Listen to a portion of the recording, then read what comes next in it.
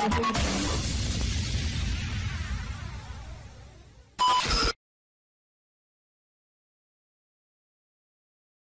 to the AME Television Show. I'm your host, Jason Dowd, and I have got a great show for you guys this week. I know it's been a little bit of time since I've been able to put out a show, and I apologize for that. I've been very sick, but I am back. I'm ready to go. I'm going to take you coast to coast, state to state, city to city, showing you all the best in art, music, and entertainment. We're going to start off today's show in Hudson, Florida, where we're going to talk to a professional wrestler named the American Giant. This guy is 7 foot 3 inches. He is over 300 pounds. He's wrestled in the WCW. He is a multiple title holder, and he's even wrestled Kevin Nash in the Big Show. I cannot wait to go talk to him about his career, his experiences, and what he thinks of the professional wrestling industry. So let's go to Hudson, Florida now, and we're going to talk to the American Giant.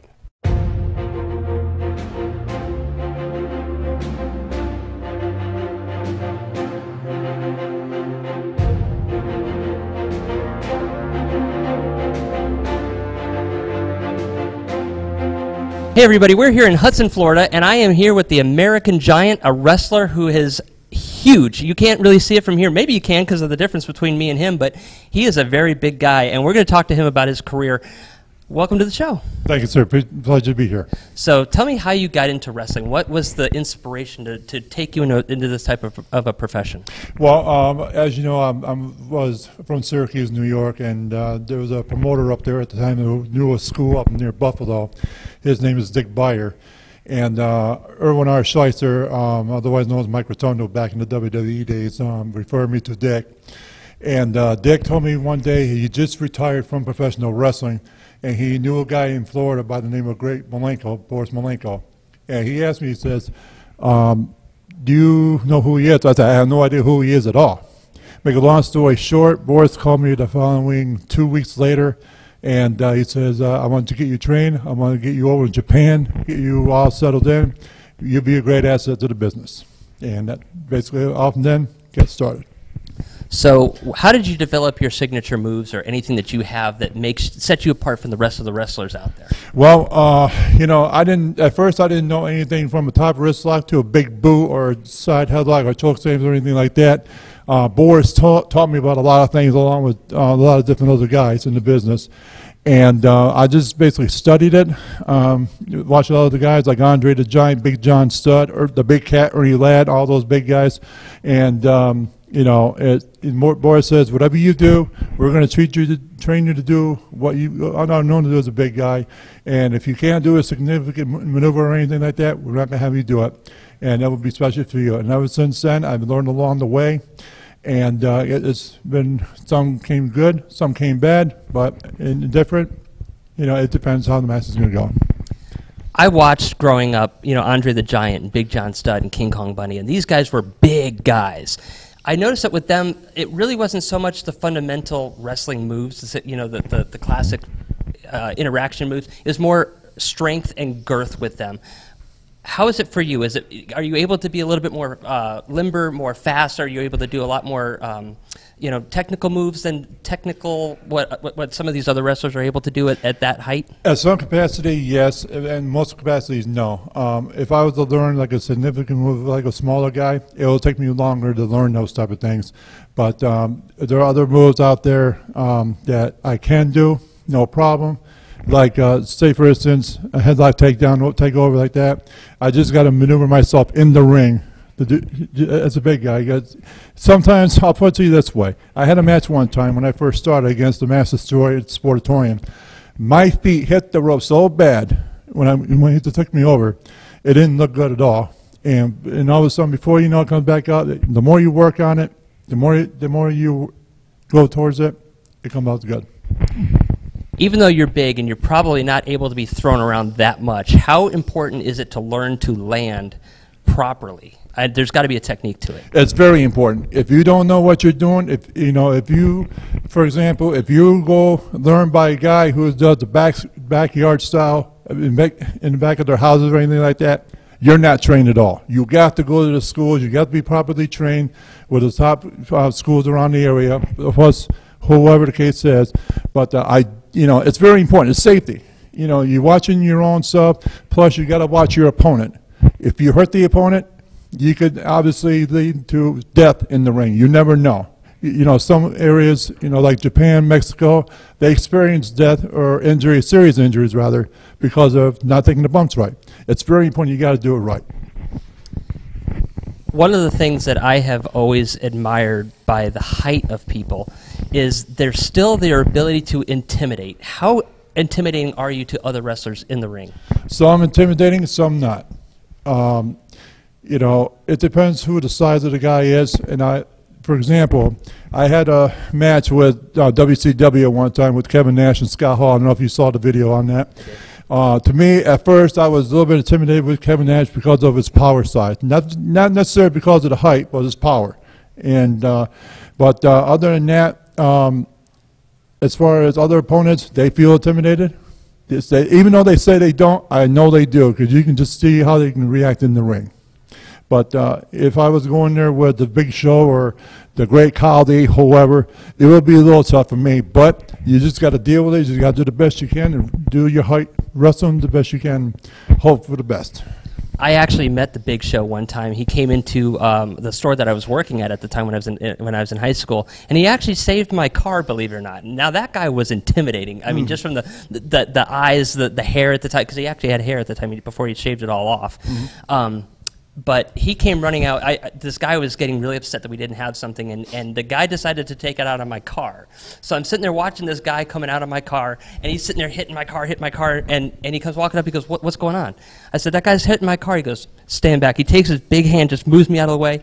He goes running out, goes, get away from my car! The guy turned completely white and ran like you wouldn't believe. It was probably the funniest thing I've ever seen in my life. Well, I'll tell you what, man, being a big guy, you know, you can use your size to intimidate people. I've done that in different ways. Every big guy in professional wrestling, no matter it's here, Japan, all over, they handle it differently. But it can get out, and it can, you know, basically intimidate some other guys. What professional wrestling corporations have you been involved with, and what was probably one of your most impressive matches that you've ever had? Well, I've been with the WCW, World Championship Wrestling. I've been with the Florida Wrestling Alliance, the WPWF. I'm a former heavyweight champion with them. I've been with Japan. I've been over in Minnesota. Been in Canada, all over. The most one that is present to me is Japan. Because a lot of people in Japan, they like how the big guys work inside the square circle. The fans love big guys. There's no doubt about it, you know, compared to the United States or all over. But it depends where you go. My biggest success is Japan. Look forward to going back if asked to. And, you know, Japan's one of the greatest. The second one will be Canada. And I'm looking forward to going back to Canada. The rest of the top stars up there as well. Well, Canada's definitely given us a lot of great people. You have Bret Hart. You had the whole Hart Foundation. Absolutely right. You have who are the other ones? The Van Ness or whatever. The Von Erichs. Von Erichs. Yep, yes. the Von Erich family. Yep. And what's the difference in style with maybe Japanese wrestling compared to American? Is there a big style difference? It can be a difference, yeah. I mean, you know, some guys wrestle, the American guys wrestle the way an American, you know, how they go through colleges or university, that basic level starts that way, versus Japanese style where you go quick, and you just don't know sometimes how am I supposed to take this guy over. Just because I wrestle a smaller guy doesn't mean that he's not going to be able to handle a giant. Of course he's able to handle a giant. They were trained how to do it somehow. It depends how you wrestle. It depends how you outspeed them, outthink them, and you know, smaller guys, they can get the job done too. I've seen many victories over giants. Look at Mr. Fuji with Andre the Giant. Even though he cheated his way through the match, look at Black Jack Mulligan with his Japanese guys. He's been over there, and all those guys. But it depends. It depends what match you have, and you know, it's depends how the outcome of the match is. And one of the things that I remember growing up is that you always had the definitive good guys and bad guys. Right. Some people switched over from one to the other, but you always had a definitive group. Nowadays, it's not like that so much. It's you know, I've seen good guys fighting good guys. I've seen bad guys fighting bad guys. I've seen good guys fighting bad guys. Why have they gotten away from some of this, the stereotypical heels versus the good guys? Well, it depends on them. You know, every guy out there is out there for themselves, basically. They do what they have to do. versus going out there to try to represent the organization the way the old school used to be. And I'll give you an example. One time, back in '95, when I was with the Florida Wrestling Alliance, I had a match, a great match with the Cuban Assassin. He put the All-American title on the line, and Cuban Assassin is a tremendous wrestler. Great wrestler, great techniques. Even though I don't agree with his tactics at times, I acknowledge him as a great athlete. He's been in Puerto Rico. He's been with WWE or WCW, and I've learned how to handle the Cuban in a good way. Where, say for instance, racial comes in or anything like that, you just got to do your best, no matter who it is. And today they don't see that as much. If you combine the seasoned wrestlers with the new generation wrestlers, things will be a good outcome, much more outcome. But today, you just don't see it. Most of the new guys do what they want to do in the ring. If you had your choice between anybody that you could wrestle that's dead, alive, new, old, doesn't matter, who would you want to pick and why? I would say one, Mr. Perfect. Reason being, he is a great technical wrestler. He can, there's something about Kurt that I like about. And even though you say he's perfect, he's not perfect in every sense, but he's good at what he does. But, you can't really say he's perfect. But he's a tremendous athlete. He wrestles aggressively. He doesn't cheat like a lot of the other guys do. He goes in there, gets the job done, goes out. Now, as far as a tag team, the one guy who I'm looking forward to tag team up in the near future is Del Wilkes, the Patriot, and with our good friend manager Ashley America.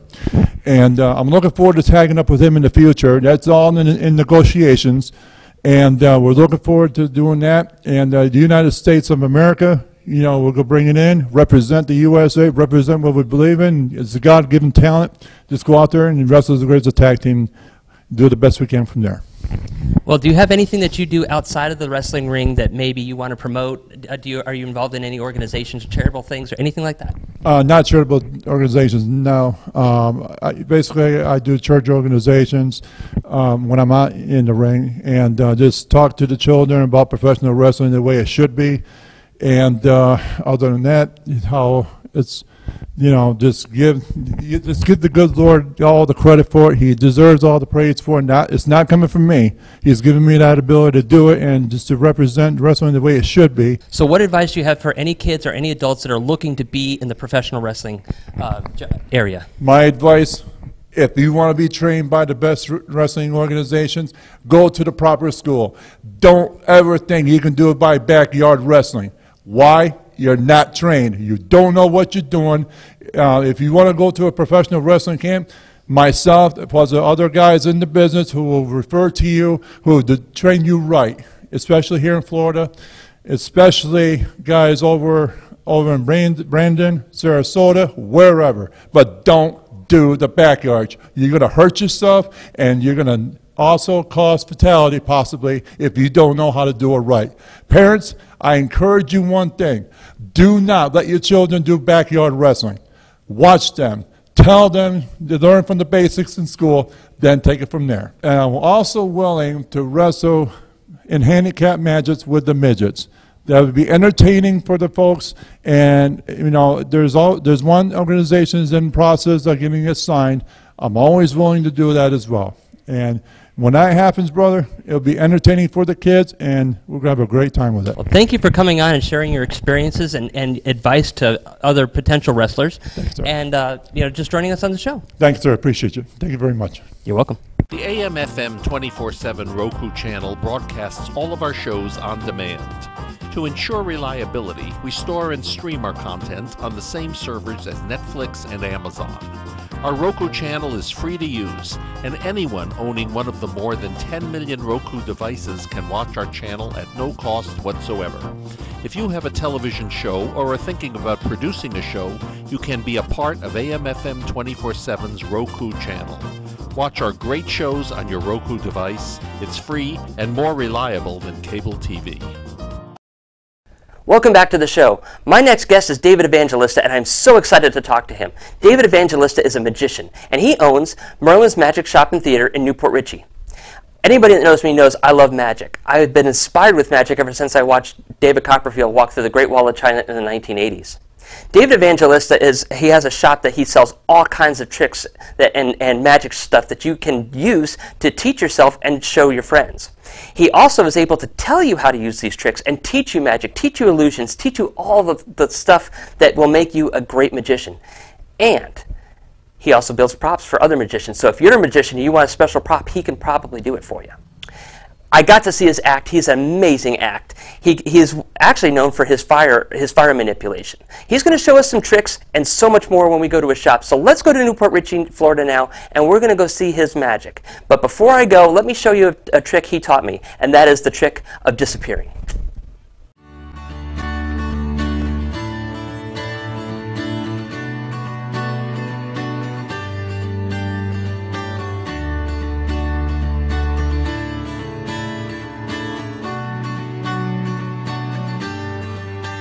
Hey everybody, I am at Merlin's Magic Shop and Theater in Newport Richey, and we're going to talk about magic. And I got David Evangelista here. He's going to be showing us all kinds of magic, and we're going to go through the history of magic in many different ways. Welcome to the show. Thank you very much.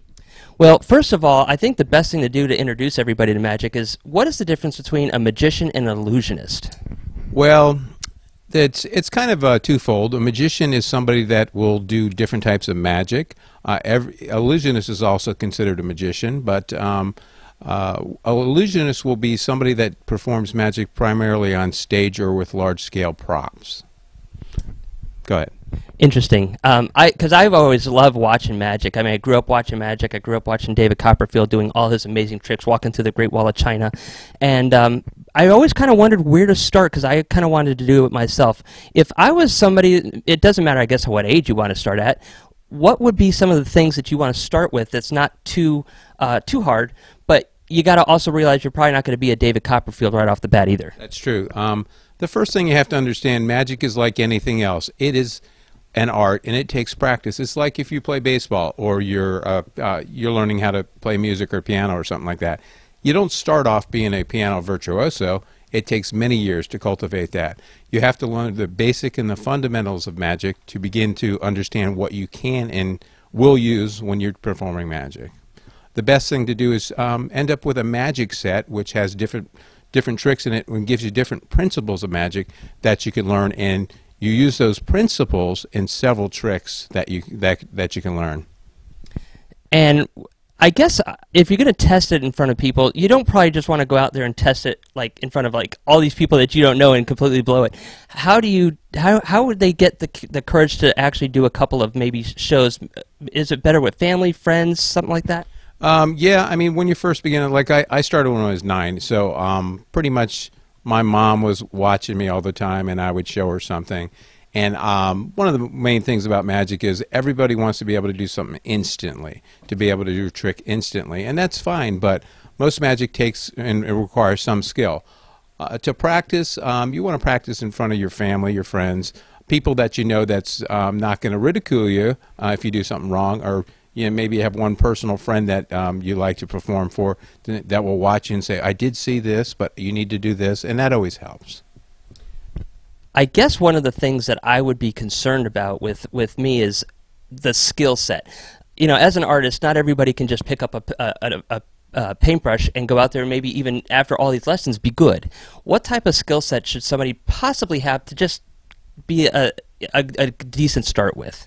Well, that's a good question. I mean, most everybody starts with cards and coins as a basic and a basis, and what happens is when you start working with that and you learn the motor skills of how your hand works, then you can actually expand on different things. There's all types of magic. There's close-up magic, there's stage magic, there's mentalism, there's escapology, there's manipulation, there's fire magic. There's several lines of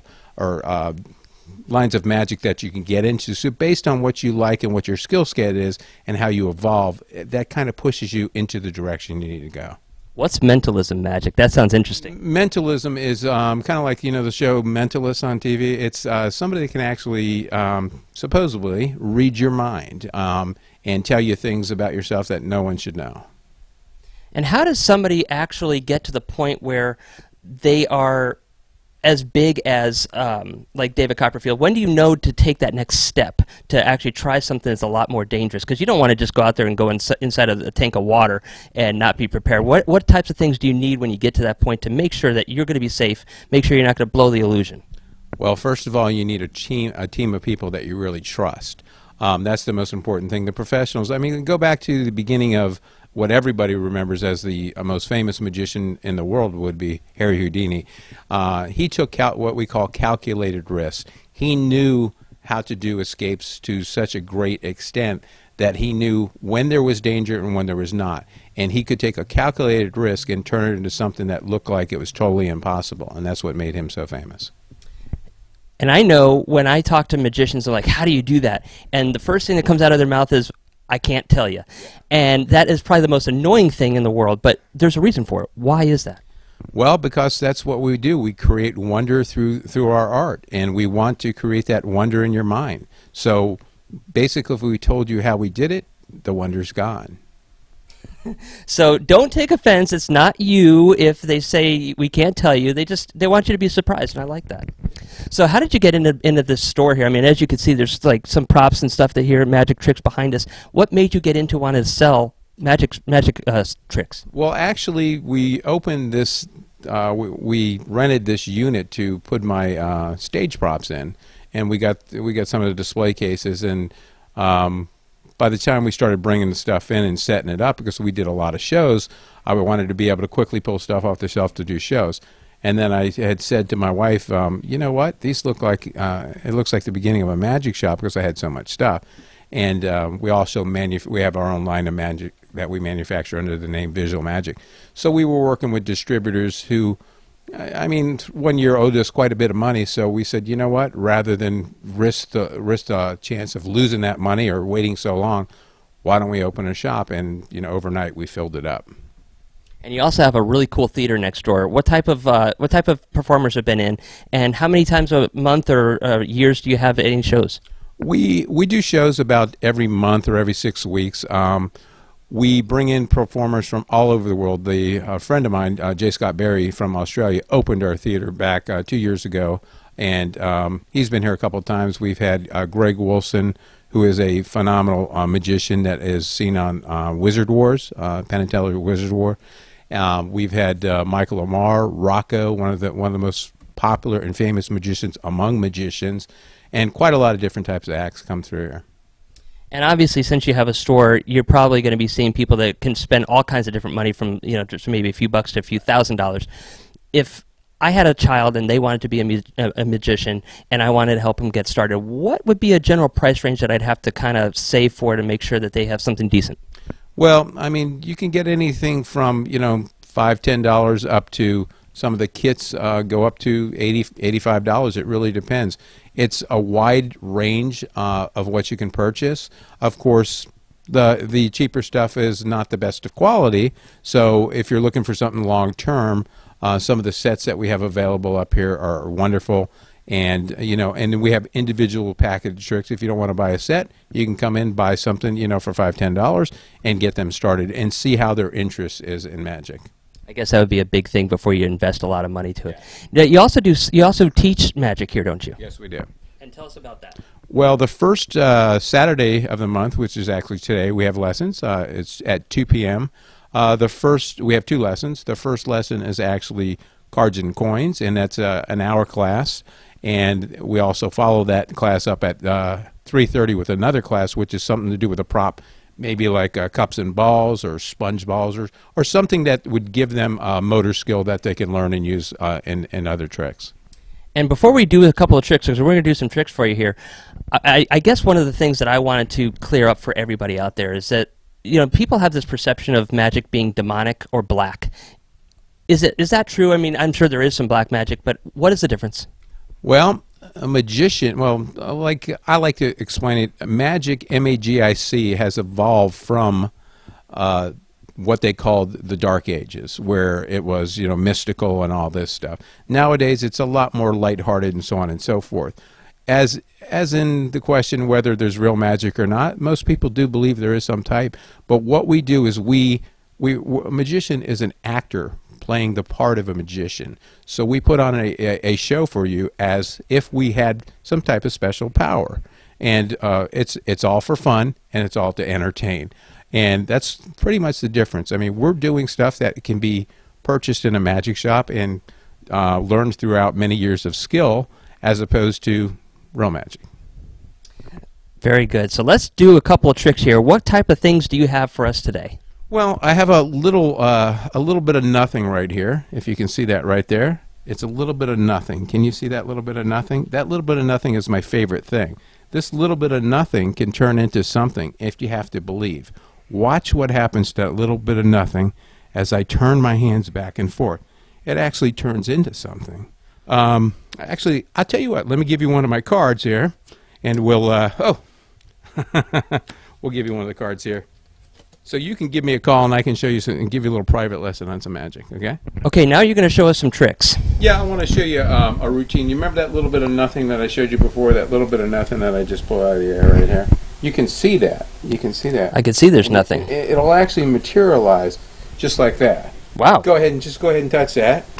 If you can see, what you want to do is you want to just take this, and if I do this, it looks like there's two balls there. Can you see that? I can. And if I just use my finger like a knife, I can actually slice that ball right in half, just like that. But that's not the end of the trick, if you will.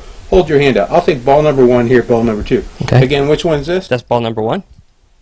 And that's ball number 2. I'll get them back in order. Ball number 1 right here, ball number 2 right here. Close it nice and tight in your hand. Watch this. Watch. Go ahead, slowly. Turn your hand over. Open it up. And there you go. You have wow. You have 2 of the balls. That's like crazy. That. One more time. I could do it just by touching my thumbs together. Ball number 1, ball number 2. Actually, let's do it backwards, because ball number 2 should go over here. Ball number 1's over here. I put 2 over here and 1 over here. Okay. Because if I touch my fingers together, ball number 1 goes back and joins right over here with ball number 2. Here's something else that might be a little bit interesting for you. Okay. Let me get in here. We're going to actually make a little hole right here. This is glass. We're going to try to get this ball straight through the glass just like that. And you watch this as good as you can, and you tell me if this does not look like real magic. Watch what happens. Watch what happens. Watch. Watch. Holy crap. You guys saw that, right? That's crazy. And that's some of the stuff that you can learn with magic, and different routines that you can learn. It's just a lot of fun. I'm going to show you something else here just in 1 second. This is actually just a piece of rope, if you will. You can just take a look at that. Sure, absolutely.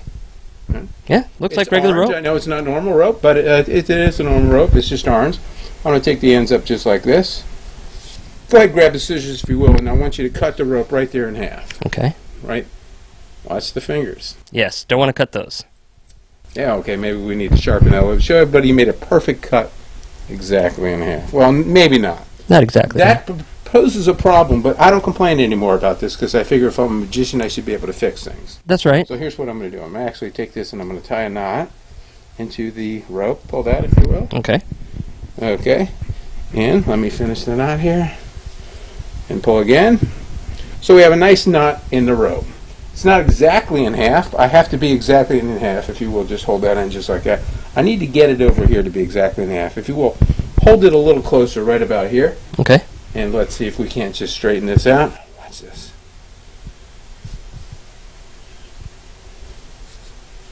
Okay, like that. That's almost it. One more time. If you will, tell me when to stop, when you think it's in the middle. Probably, no, too far. That's too far. That's impossible. We can't do that. No. Go ahead, hold that again. Okay. One more time. Okay. It's pretty good. Yeah, that's the middle? No. That's not the middle. No, that's not the middle. Let's let the ends hit the counter. Okay. Same. Go ahead, let your end hit the counter. All right. We can measure it. There we go. How about there? That looks Right good. about there? Almost. Almost. So what's interesting about this is, if you will, is what I want you to do is just grab the end of that and just pull it, and we'll show them. Go ahead, pull. That we never even. Oh my gosh! Look at that, guys. That's awesome. Thank you. That was cut in half. So magic is there's so many different. This is considered, close-up magic. I like to show you something else here with 4 of these coins that I have. They're really big coins too.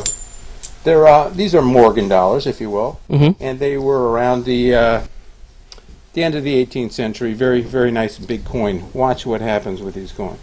I'm going to take 1, 2, 3 coins, 4 coins right here. Watch what happens. Watch what happens.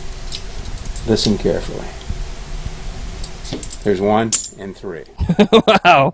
1, 2, 3, and 1 over here. Listen. That's cool.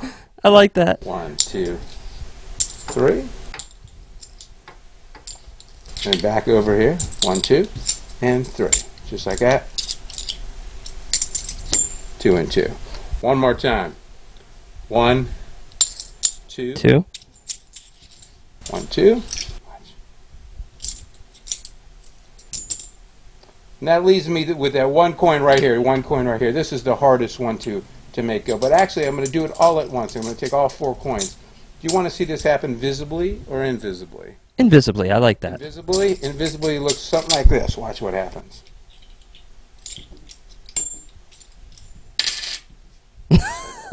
That's cool. That's amazing. I love this stuff. Well, thank you for showing us these amazing tricks. And guys, if you are interested in magic, come see him. And how can they find you? They can go on the website, visualmagicshop.com, and take a look around. By no means does that have our inventory on there. That's our website that has our the tricks that we actually manufacture and we sell to other magic shops. We have a couple thousand items in the shop, which I'm sure you're going to take a gander around and look and see what we have. So you can contact us online, or you can contact us by calling 727-748-8822. All right, guys, if you're interested in magic, let's do this. This is a lot of fun. Gives you something fun to do, and it's a positive thing to do, and you can meet your friends. That's what's even better about it. Well, thank you so much for coming and having us in the shop.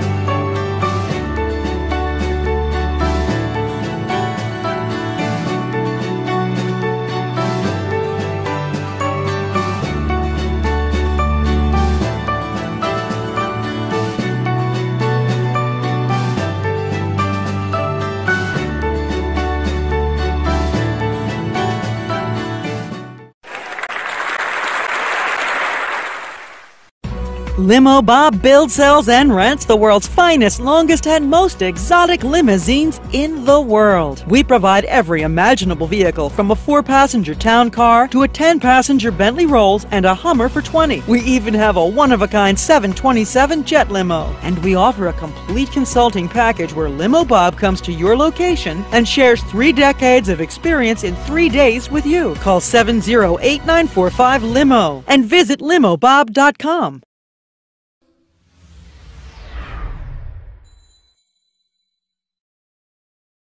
Welcome back to the show, guys. I have one more thing I want to show you before we leave, and that is the Seven Dwarfs Mine Train at Magic Kingdom. It's probably one of the hardest rides to get on down there because it's practically brand new. I have sat in line as long as 230-something minutes just to ride this ride. It's a fun ride. It's great for the kids. It's an experience of a full roller coaster without having the power and pressure behind you, but yet you still get a little bit of it. It's a great ride. I'm going to take you to it now from a point of view experience. So let's go to Magic Kingdom to the Seven Dwarfs Mine Train, and we'll be right back after this.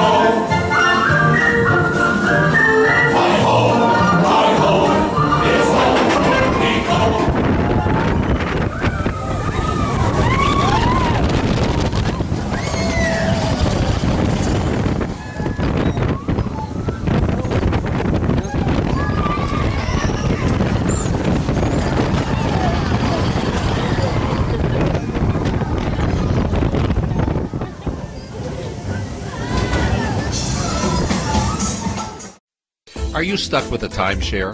Did you attend the presentation and were seduced and enticed into buying that great vacation and investment? Now you're in the terrible position of trying to figure out a way to get out of that mess. You're not alone. For over 15 years, BuyYourTimeshare.com has been helping people like yourself get out of timeshare ownership. The fact is there is no resale market.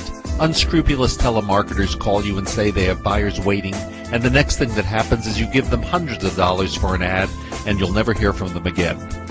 Another fact is that an identical timeshare to yours is being offered on eBay for $1, and no one is buying it.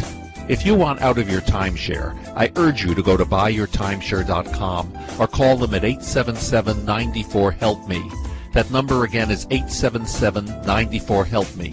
BuyYourTimeshare.com. That's BuyYourTimeshare.com. 877-94-HELP-ME.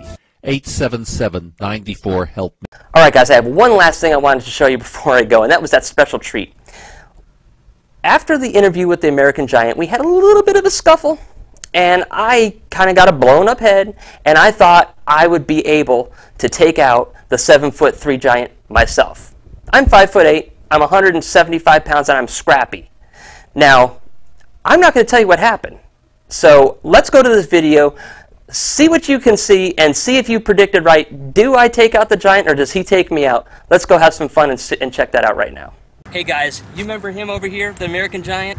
Well, we kind of got a little argument just after our interview, so I'm going to go over here. I'm going to go take him out. I know I can do it. He may be 7'3". I got this. Let's go do this. Come on.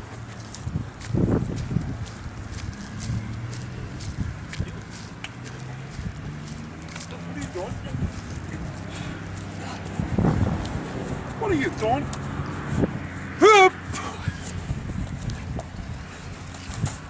What are you doing?